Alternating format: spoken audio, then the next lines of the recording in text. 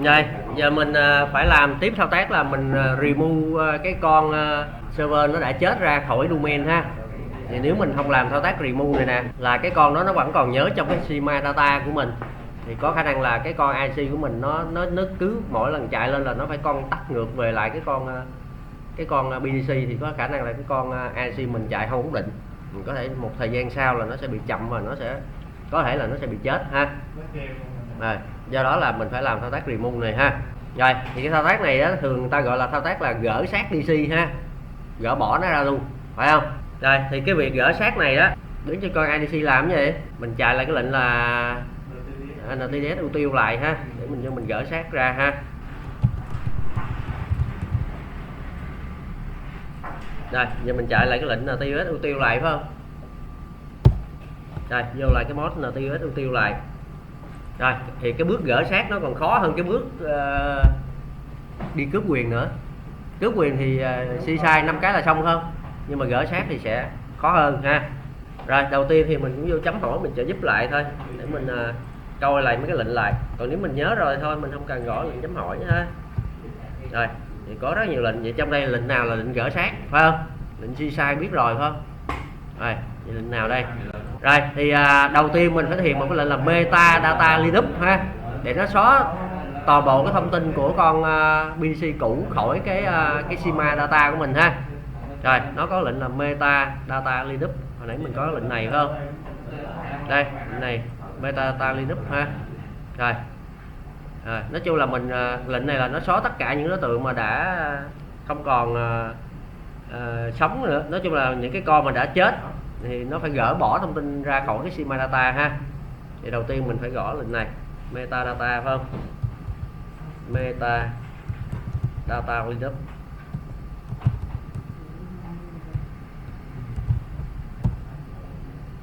Meta data chứ phải là data phải không? Data nha.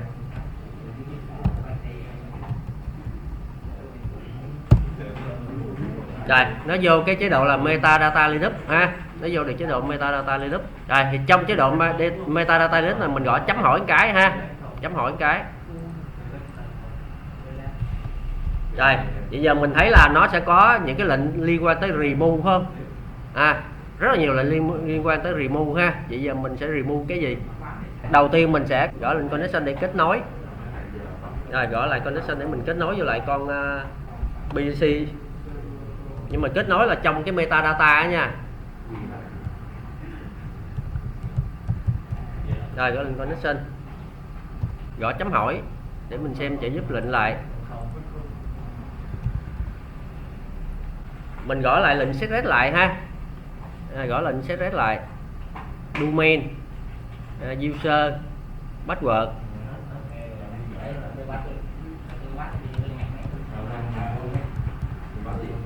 Domain mình là dom1.local, user mình là administrator,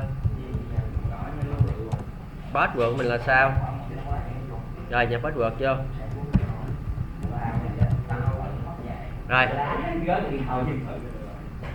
Rồi, bước kế tiếp là connect tới cái domain dom1.local ha.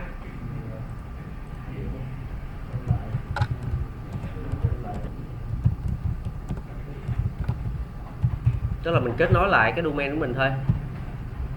Mình gõ quit để mình thoát ra một cái. Gõ chấm hỏi để xem trợ giúp lệnh lại. Rất là nhiều bước nha. Bây giờ mình sẽ chọn cái operation target để mình remove ha. Mình gõ là select operation target. Rồi, select operation target.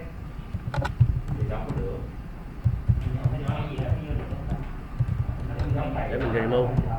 Rồi, giờ nó hỏi mình target nào thì mình gõ chấm hỏi để mình xem ha. Nếu mình không biết mình gõ chấm hỏi mình xem. Rồi, thì ở đây nó sẽ có rất là nhiều cái lệnh list. Rồi, gọi lệnh list size. List size. Rồi, vậy hiện tại ở đây mình chỉ có một size thôi phải không? Vậy coi chừng chỗ này, ví dụ sau này mình có nhiều size phải không bạn? Ví dụ sau này công ty của mình nó có nhiều chi nhánh mình nối lại nhau thì mình phải chọn đúng size mình gỡ ra, chứ không thôi mình gỡ không đúng size là nó sẽ mất cái thông tin về size của mình luôn ha. Hiện tại đây thì mình chỉ có một size thôi phải không? Dĩ nhiên mình sẽ chọn cái size của mình như vậy. Mỗi một cái size sẽ có tên phải không bạn?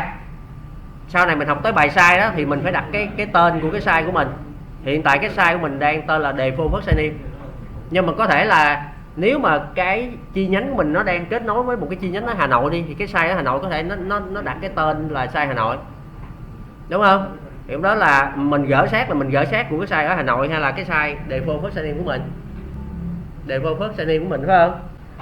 Đây thì chỗ này cái default first sign in của mình á là mình phải chọn cho đúng nha. Vì nếu mà cái size của mình á mà mình đang kết nối với một cái size khác ở Hà Nội nữa mà mình chọn không đúng size thì kể như là sao, mình remove luôn cái size khác, là cái gì con của mình sẽ không kết nối được với cái size khác phải không?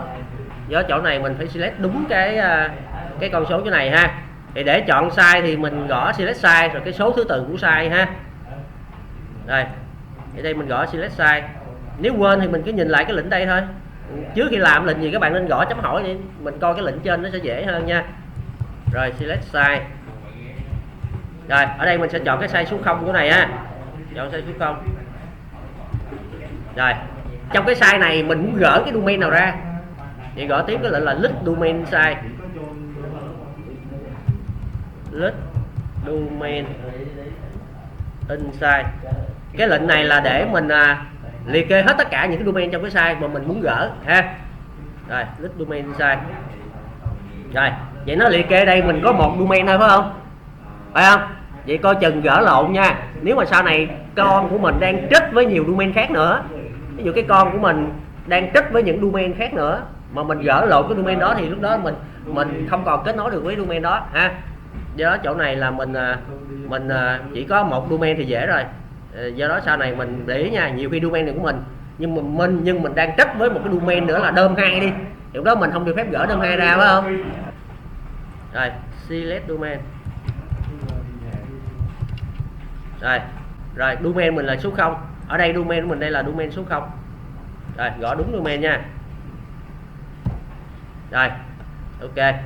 Rồi list server, kê ra tất cả các server trong domain for domain inside. Đó, cái lệnh rất là dài nha. Có nghĩa là rồi vậy chỗ này nguy hiểm nè, xóa là xóa con nào nè. Giờ giữa hai con này xóa con nào? Con 0 hay con 1? Có con 0 không? Vậy lúc này mà quất con 1 vô là xong luôn nha. Quất con 1 vô lộn là chết luôn á. Phải không? Gỡ xác là thay vì gỡ con DC ra mà lại gỡ luôn qua DC là xong ha. Là thông tin metadata mình nó sẽ mất thì coi IC của mình nó sẽ không hoạt động được luôn á. Cái này bước tiếp là mình select server và nhớ là số thứ tự con server đã chết nha. Chứ con sống mà gỡ xác là con đó cái như chết luôn á. Rồi nhớ chỗ này mình sẽ select server ha. Select server. Rồi số tự con chết là con đi gì? Con DC đúng không? Giờ con này là con số mấy? Con này là con số 0. Rồi remove selected server, giờ xóa server nào ha, gõ remove selected server, xóa server nào, remove selected server. Rồi đó bây giờ mới xóa nè, tới đây mới xác nhận xóa con DC1 nha, nhìn kỹ lại một lần nữa nha, vì tới đây là ra lệnh xóa đó, Z cái là nó xóa con số 1 luôn á. Rồi chờ nó remove ha. Rồi chờ nó remove cái con DC1 ra.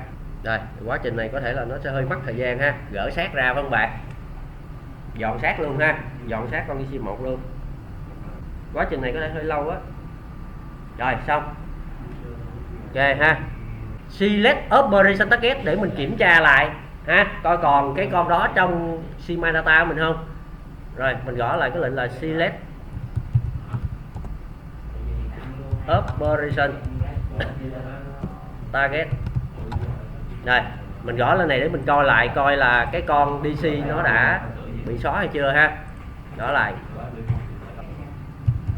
list server for domain inside.